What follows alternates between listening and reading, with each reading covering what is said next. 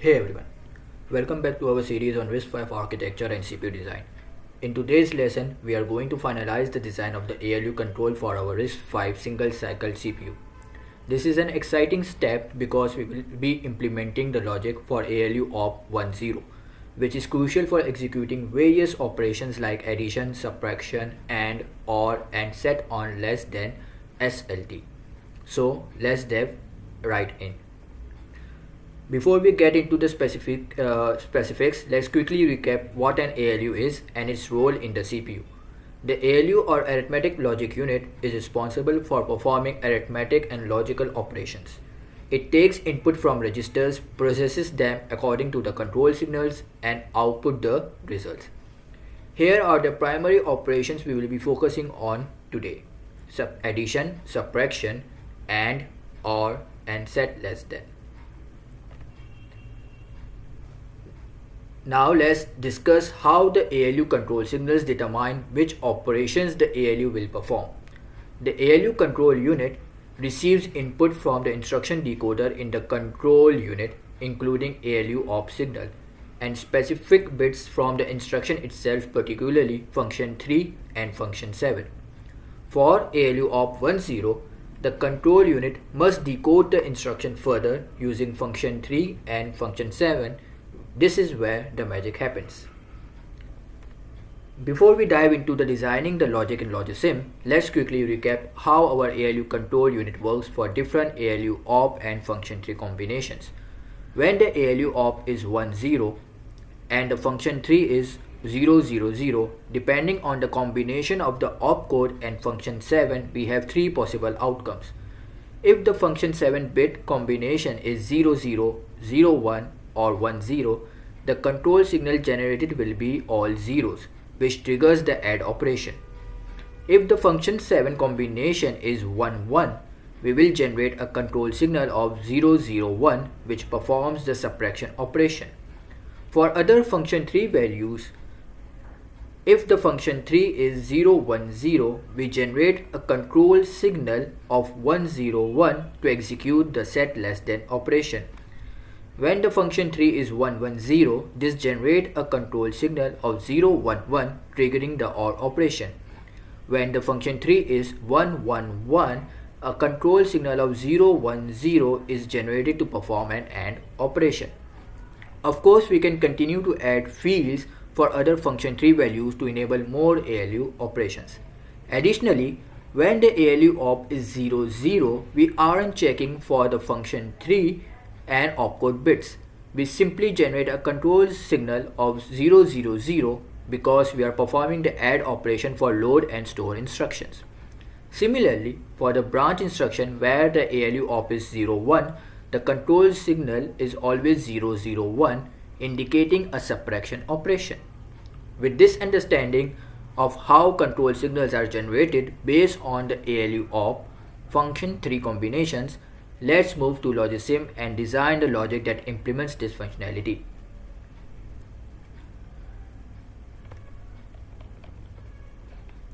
Alright, before we dive into the design for ALUop 10, let's quickly recap what we have done so far with the control logic for the ALUop 00 and 01. In the previous part of the design, we successfully created the control logic for the ALUop 00 and 01.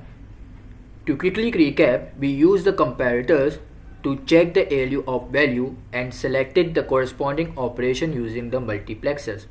For ALUop 00, the output selected was all 0,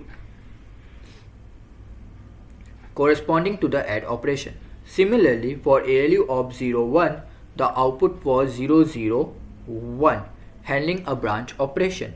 We also ORed the comparator outputs to dive the mux select lines and generate the required control signal.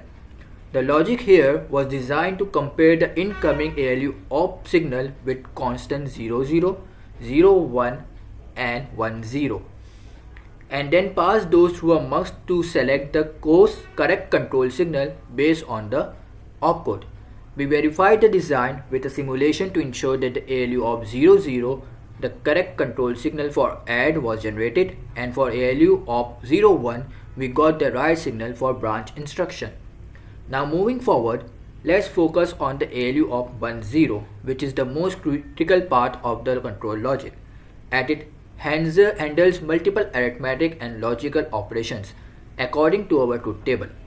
We need to check the function 3 and function 7 fields to determine which operation to perform. So let's start the designing. Before, we need an input here. This input have to be converted into 3 bits because this will act as a function 3 input. Similarly, we are going to place 2 inputs here, which will be corresponding to the bit 5 of the opcode signal and bit 5 of the function 7 signal. Now let's place the comparator here from the arithmetic logics.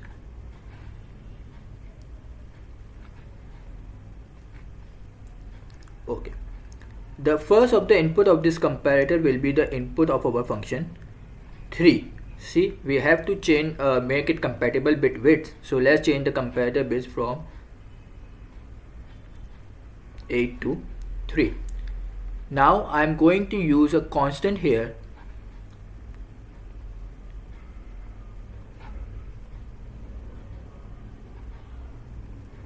The value of the constant will be 0. Here I am comparing the function 3 value with the 0 value. If the function 3 is all 0, so this comparator will going to generate a correct signal. Now I want to compare first concatenate these 2 bits together, and then I'm going to compare it with the value, corresponding value. So for that we are going to use a splitter here. Okay, so just we have to change this splitter to concatenator. Here I am going to connect this function 1 bit to 0 position and this position to here. From we can get the combined output here. So let's just paste this comparator, one of the input of the comparator with the output of the splitter. Okay, so let's change this to 2. Here the constant I am going to use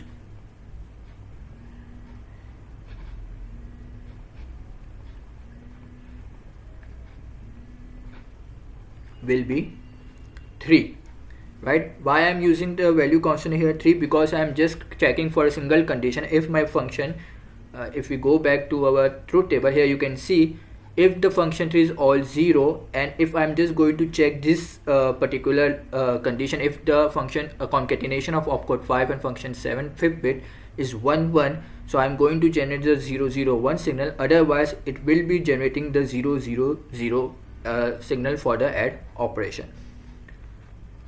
Now let's use an AND gate here.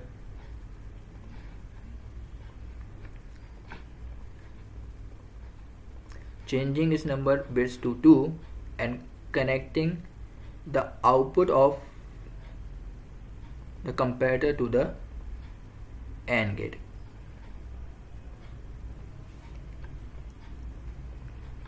Right, now this AND gate will going to generate a high signal when my function 3 is equals to 0 and the function 7 5th bit and opcode 5th bit is equals to 3, or you can say 1 1, right? So this will generate a high signal here, which will be used for a multiplexer select line. Okay, so I'm going to place here 2 constant values.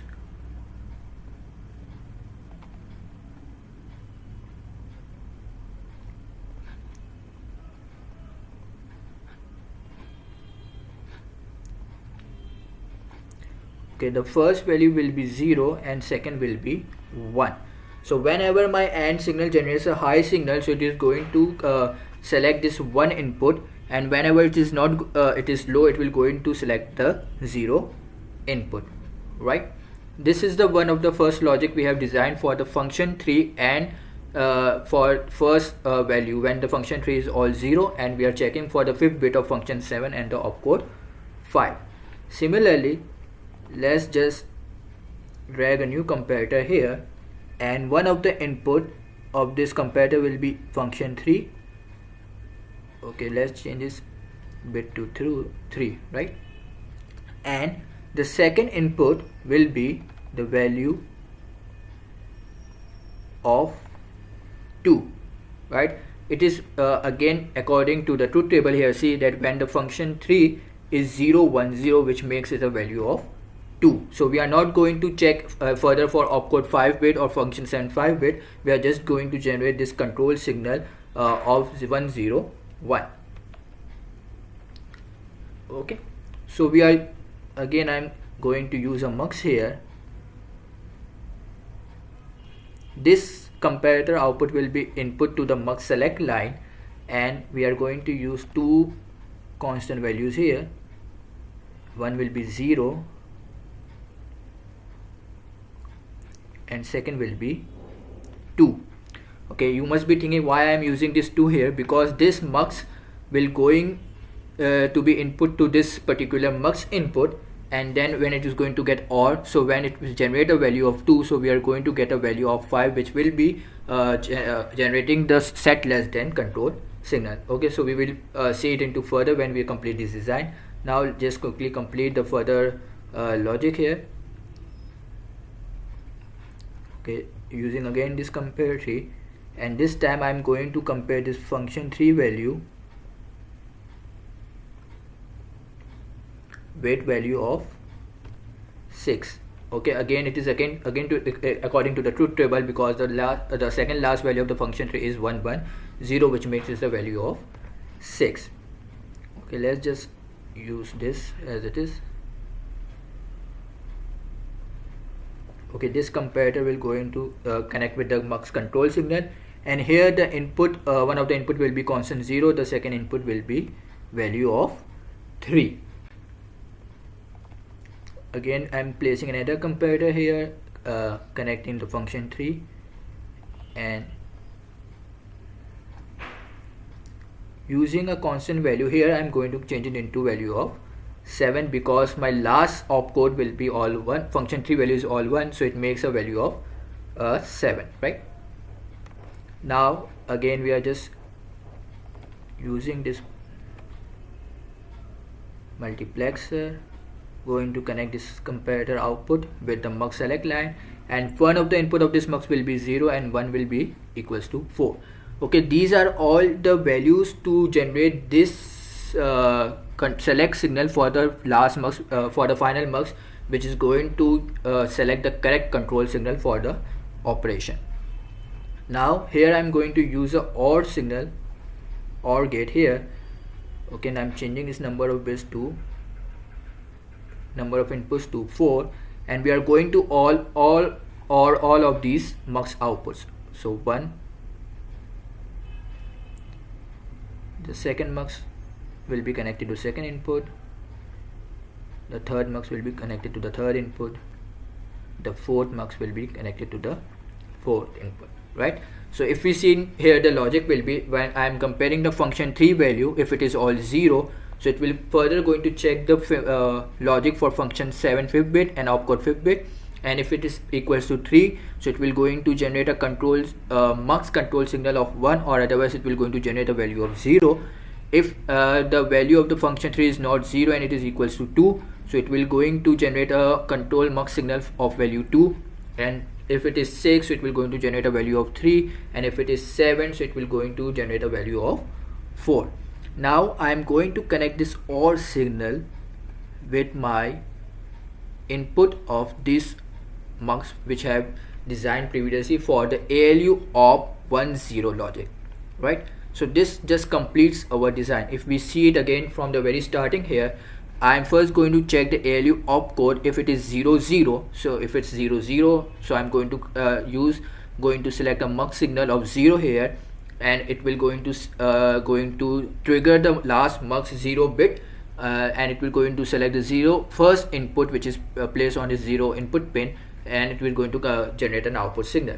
If the ALU op is 0 1, so it will going to select the going to produce a 1 output here, and the mux will be triggered to select the first input, which is going to output the 1 value here. And if it is 1 0, so for the 1 0 we have the for the logic here, which have we designed currently here for which we are comparing the function 3 value and function 7 and opcode 5 bit here, so which this will going to generate the control signals. Okay, so this is how we have completed our design, but let's just simulate it so we can have the final testing here. Right here my opcode is 0 0. You can see my control 0 is all 0, which is equal according to the truth table. If I change it to 0 1, now you can see my logic output is 0 0 1, which is a subtraction operation control signal. Okay, if I make it 1 0, now you can see it's depend on the function 3 value. As my function 3 value is all 0 and both the bits are 0 0, so it's generating the add operation control logic. If I make them 1 here, so you can see the output of the control is changed to 0 0 1, which indicates the subtraction operation. Let's change it back to 0. Now change the control signal to 0 1 0. Okay, let's move back to the truth table. Here you can see when my function 3 opcode is 1 0 and my function 3 is 0 1 0, so I must be having an output of 1 0 1. So here you can see the output of control signal is 1 0 1, right? If I change it to 1 1 0, right now my ALU opcode is 1 0, my function 3 value is 1 1 0, so my output will be 0 1 1, which indicates the OR operation. If we make the function 3 all 1, so here you can see the output of my function mux is 0 1 0, which indicates the AND operation. Again we can see here the truth table that we have confirm our values according to our truth table. So this completes our simulation and designing of the remaining part of the control unit. And that's wrap our lesson on finalizing the ALU control logic for ALUop 10. We have learned how to implement the logic necessary to execute key arithmetic and logical operations in our RISC-V single cycle CPU. If you found this video helpful, please give it a thumb up and subscribe for more content. Next time we will tackle the implementation of the next critical component in our CPU design. If you have any questions or suggestions for future topics, drop them in the comments below. Until then, keep creating and stay curious.